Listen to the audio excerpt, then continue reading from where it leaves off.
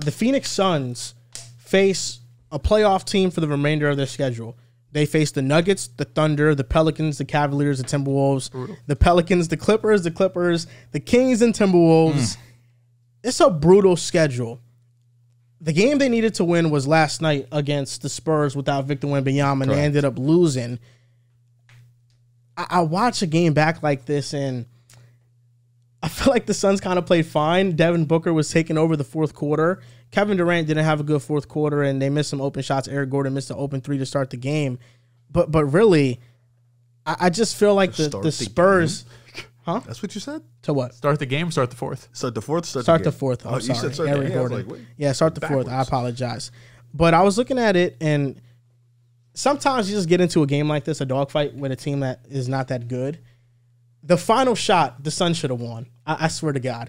KD got an open three-point look that he missed. We could do should-haves for the Suns. They got a rebound back. And it's Devin so Booker talking about the Clippers and the Suns. Devin Booker tried to get a game winner. He missed the shot. He's all of course, jolly. it's an embarrassing loss. Should have won. But man, no Wemby. The process was nice. How about the process was nice. The process was nice. Yeah, the difference. Let me just name of the topic. No, let's answer. Let me just make this clear. No. I don't want to hear this. The Suns and the Clippers. I don't want to hear this. They're going on a downward spiral. Is for two different reasons.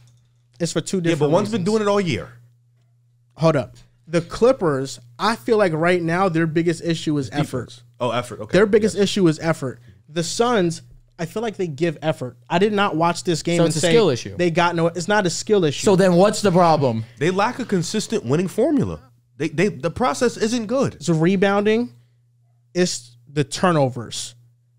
And those are the biggest two. I think the turnovers are number one. It's the fourth quarter problem. The fourth quarter problems, of course. They lack a consistent winning formula. Their process is good for the first 38 minutes. And then from minutes 38 to 47, whatever it is, it's not good. So, I don't disagree with you. So the question at hand was... And Wemby didn't play. Yeah, correct. We can't just forget that No, part. he did not play. They did not their have best their player best by player. a god. Jeremy was going crazy. Didn't play. Sometimes you win games and your best player doesn't play.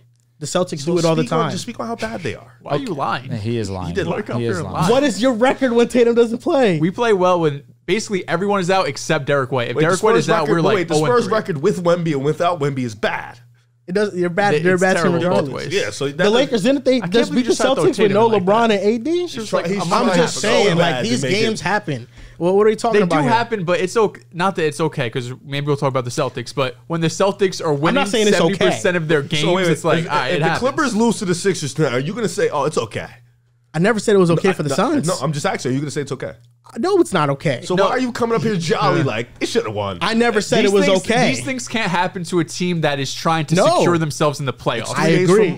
I agree with you. I'm not disagreeing with you. It didn't sound too much like the Celtics should lost because it's different. I just told Ray this. The Clippers and the Suns are two different problems to me. That's a fact. Effort is not the Suns' issue. It's not. It's skill. They're inconsistent and they're sloppy. It's not skill because they have talent on their team. So then make it make sense to me. It's redundant skill. Just make it make sense to me. It's not skill. I told you already. It's the turnovers. This writer for the Suns, Gerald Burgett, he wrote an excellent article breaking down the Suns' turnovers. Among 22 players who have suited up for the Suns this year, the starting five accounted for 705 of the team's 1,015 turnovers. Kevin Durant has 21% of the turnovers, 213. Nurkic has 154. Booker has 146. Beal has 108. Allen has 84. The way these turnovers are happening, though, is what is kind of annoying. And frankly, like you watch the Suns play, and this is a boneheaded issue. Lost ball turnovers account for 24.8% of the turnovers. Kevin Durant has 76, the fourth most lost ball turnovers in the league. So it's the ball dribbling off your ankle, your foot. It's KD just going to the basket and getting swiped. That could be related to defensive dribbling off your foot. Yeah, for sure. It just the fact that KD has the most and he's the fourth most turnover player, in the league in terms of lost ball turnovers, that is something that has been sloppy all year long. And I don't know where that issue stems from because I don't feel like Kevin Durant's always been lackadaisical with the ball. This year he has been. Bad pass turnovers. They don't have a point guard. 55% of all of them, that's what it accounts for, 563. Offensive foul turnovers are 12.2%. So this team is turning the ball over mostly because of bad passing, and KD is sounds like a guard skill is accounting for most of the turnovers. Would you say Kevin Durant has skill? Of course. So what do you mean not skill? Like he you has just skill, said that more than half of their turnovers have come from bad passing, and KD accounts for 21% of the turnovers. So the playmaking skill is not there. Correct. Team that's on the point guard isn't going to play. It's more. It's just ball handling. It's just sloppy because the way that listen, bro. It's not a slight to say that what I'm saying is right. They are losing in due part of understanding they have one of the best big three in basketballs, and at times there is a skill issue with them, and they ends up costing them the game. I don't think primarily due to the fact of they don't have a point guard, a true point guard, to facilitate this offense. Well, I don't think you're right. I think they're lacking. I think they be lacking that skill, but to say they lack skill overall is it's really in a vacuum. It's sloppy. They're sloppy. I won't get caught in a team with a sharp here, but again, no. I apologize. Interrupt you before. Go ahead. Thank you. Growth.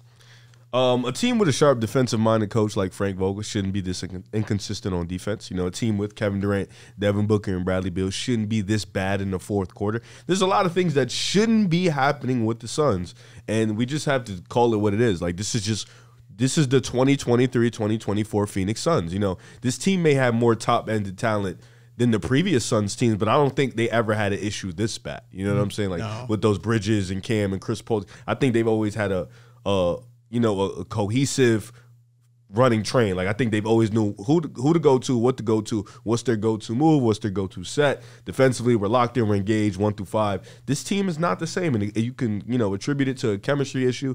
I don't think Kevin Durant and Devin Booker have that problem, but you're bringing it. Essentially, this is really a new roster. Like, this isn't the same as last year. KD and Booker now play a lot of games together. Grayson Allen is new here. Like, Nurkic is new. Like, this is essentially like Bradley Beal. These are new players. Everybody, so the chemistry may not be there, but unfortunately, we don't give a fuck. Like, when you have a team with Kevin Durant, Devin Booker, Bradley Beal, the ceiling should be here.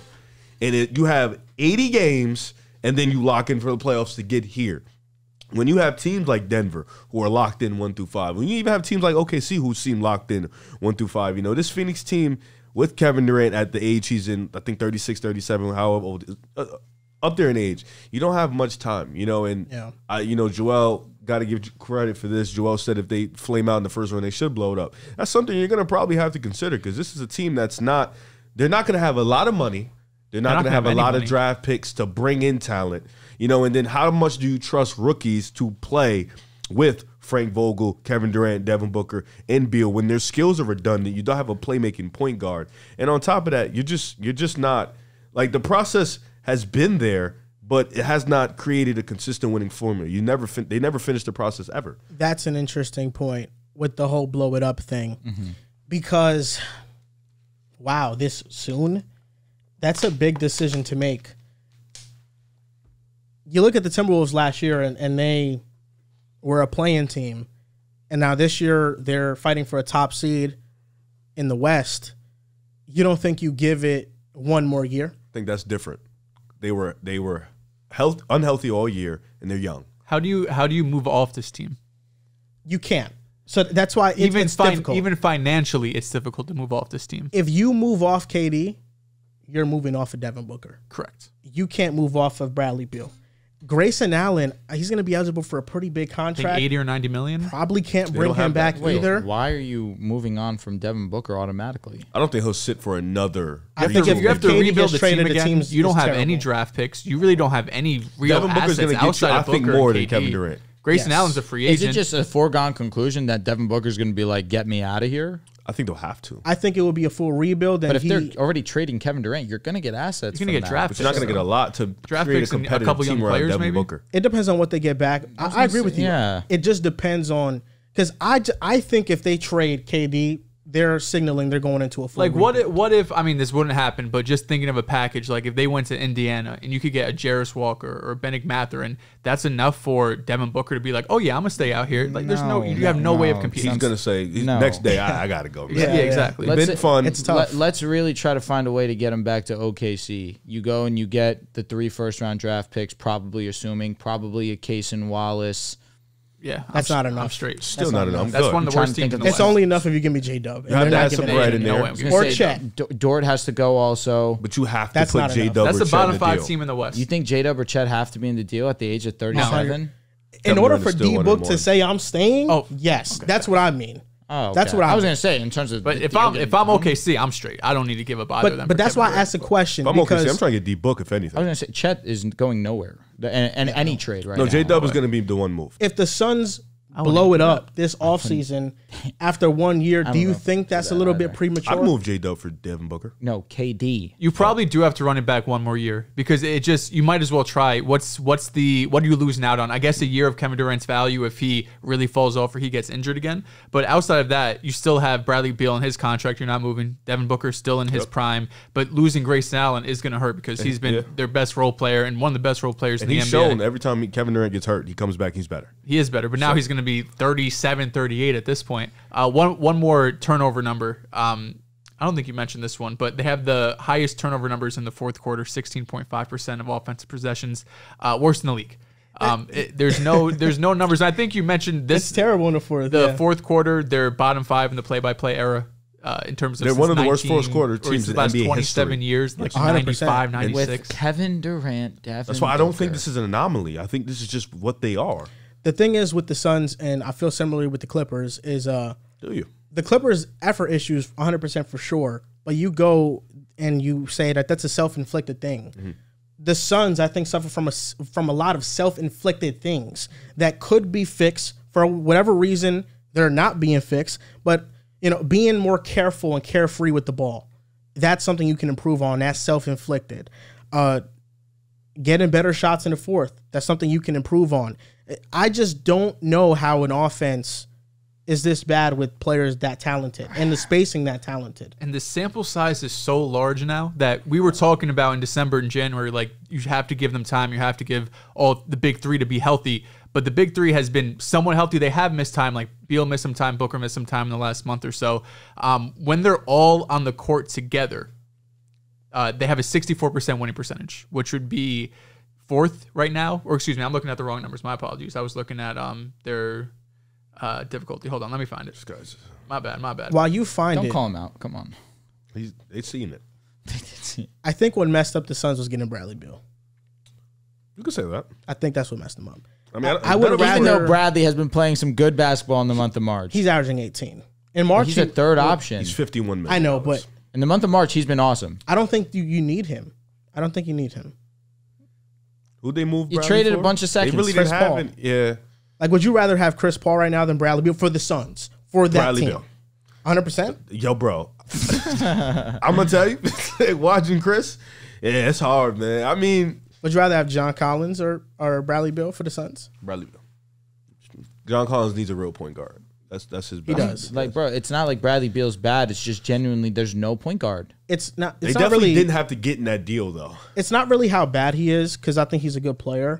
It's 63% winning percentage. That would be third place in the West Took you when long all big three are on the court together. How many games? for the Suns and for the Suns. For the Suns.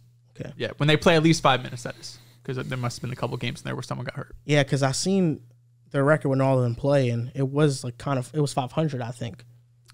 This one with all three of Durant, Booker, and be in the lineup for longer than 5 minutes, the Suns are 19-11. Okay. That's cool. Well, yeah. So I mean, the thing with Bradley Beal, it's not the player that he is. It's the contract you traded for. Bradley Beal's contract might be the worst contract in NBA history. If we were to vote right now and be like, what's the worst Ben contract in NBA Yes. history? Ben Simmons. Bradley Beal's gonna get 50 mil No, 2 okay, years from bro, now. The answer is Ben Simmons. Cat's gonna get 60. We don't think about it. Simmons has one more year, though? Does he have a player He's had option? 2 years where he's made $80 million total. He has. I don't think he played one of those two. Bradley No, Beal no, is no. getting I'm paid talking through these last two. 2027. In 2027, he's getting paid $57 million. You're not telling me that Ben Simmons' contract is worse than Bradley Beal. We're only he saying just that made because Ben 40 Simmons He doesn't play. Isn't, And then when he hasn't plays, it's played, like really, but his really, contract's really also bad. almost up. At the same time, you get rewarded for Beal at the minimum. He plays. Ben doesn't play. Is Bradley Beal the new Tobias Harris when it comes Oh, to God. contracts? The old days. You could say that. Or you just shit on him because of his contract? Yes, That's it? I did used to shit because he was making $40 million and he was like a mid player. Yeah, Bradley Beal's making 48 mil. James, He's I mean, not a 48 Ben million Simmons player. has made 30, 33, 35, and 37 this year.